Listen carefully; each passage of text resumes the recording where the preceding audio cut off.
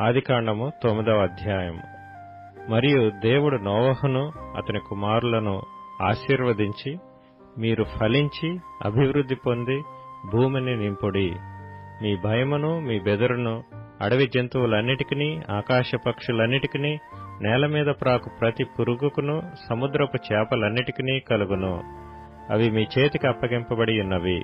ప్రాణము గల సమస్త చరములు మీకు ఆహారమగును. పచ్చని కూర మొక్కలనిచ్చినట్లు వాటిని మీకిచ్చియున్నాను. అయినను మాంసమును దాని రక్తముతో మీరు తినకూడదు. రక్తమే దాని ప్రాణము. మరియు మీకు ప్రాణమైన మీ రక్తమును గూర్చి విచారణ చేయుదును. దాని గూర్చి ప్రతి జంతువును, నరులను విచారణ చేయుదును. ప్రతి నరుని ప్రాణమును గూర్చి వాని సహోదరుని విచారణ చేయుదును. నరుని రక్తము చిందించు వాని రక్తము నరుని వలనే చిందింపబడును. ఏలయనగా దేవుడు తన స్వరూపమందు నరుని చేసెను. మీరు ఫలించి అభివృద్ధి నొందుడి. మీరు భూమి మీద సమృద్ధిగా సంతానము కని విస్తరించుడని వారితో చెప్పెను.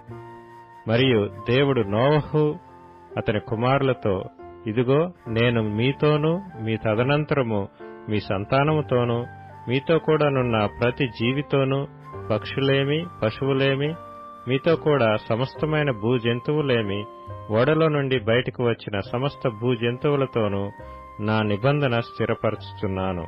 నేను మీతో నా నిబంధన స్థిరపరచుదును. సమస్త శరీరులు ప్రవాహ జలముల వలన ఇకను లయపరచబడరు.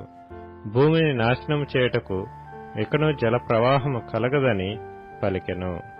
మరియు దేవుడు నాకును మీకును మీతో కూడానున్న సమస్త జీవరాశులకును మధ్య నేను తరతరములకు ఏర్పరచుచున్న నిబంధనకు గుర్తు ఇదే.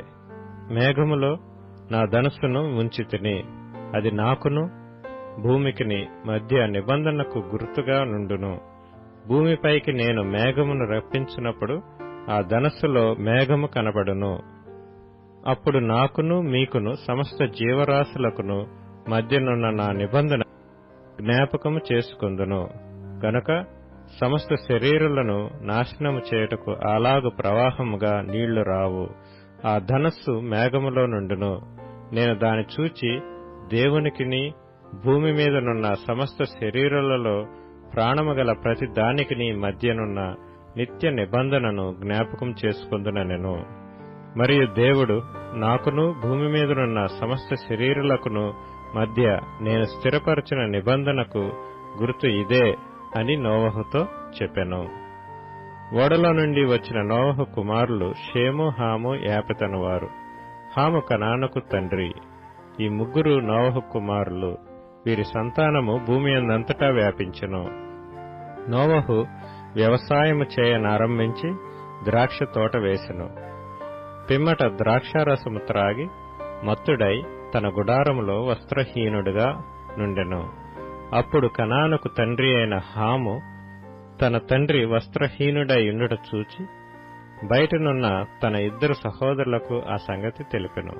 అప్పుడు షేమును, యాపెతును వస్త్రమొకటి తీసుకుని తమ ఇద్దరి భుజముల మీద వేసుకుని వెనుకకు నడిచి వెళ్లి తమ తండ్రి దిశములను కప్పిరి.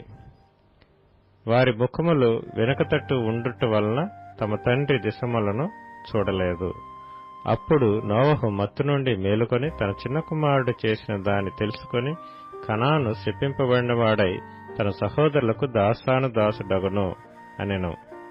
మరియు షేము దేవుడైన యెహోవా స్తుతింపబడునుగాక, కనాను అతనికి దాసుడగును. దేవుడు యాపెతును విశాలపరచును. అతడు షేము గుడారములలో నివసించును. అతనికి కనాను దాసుడగును అనెను. ఆ జలప్రవాహము గతించిన తరువాత నోవహు 350 ఏండ్లు బ్రతికెను.